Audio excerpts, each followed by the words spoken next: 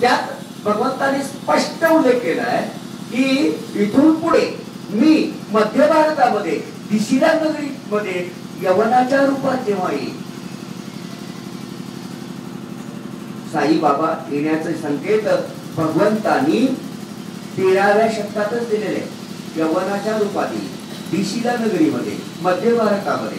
आणि त्यात आणखी उल्लेख आहे, हा रामराज स्वामी असेल, हा शिवराय असेल, हा गाडगे महाराज असेल, अशी पण उल्लेख आहे. वाचा होती तो सगळ्यात जुना पुरावा शिर्डी शहराविषयी मिळतो की याचं नाव दिशिला नगरी होतं. ताडाच्या ओव्यामध्ये दिशिलाचं शीलधी आहे.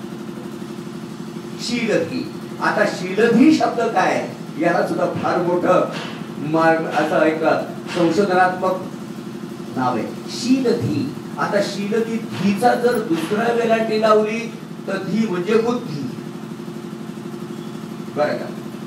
शील आणि बुद्धी, ज्याचं शील आणि बुद्धी शाबूत आहे तो शिर्डीला पोचतो.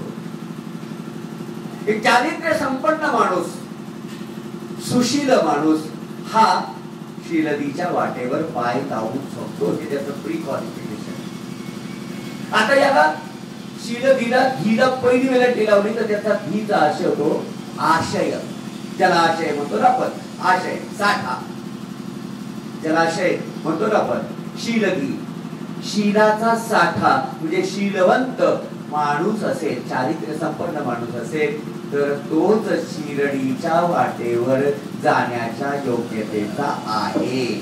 शिर्डी काय शीलधी म्हणजे भक्ताला भगवंताच्या कडेपर्यंत घेऊन जाणारी शिर्डी, ती भगवंत साईनाथाची शिर्डी. आज शिर्डीचा जागा. आता शिर्डी कुठे?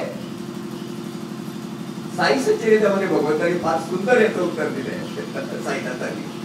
जेथे जेथे साई चरित्राचा पाठ, बरं का, तेथेच गोदावरीचा तट, तेथेच साईनाथ धुरी सकट प्रकटे निश्चय.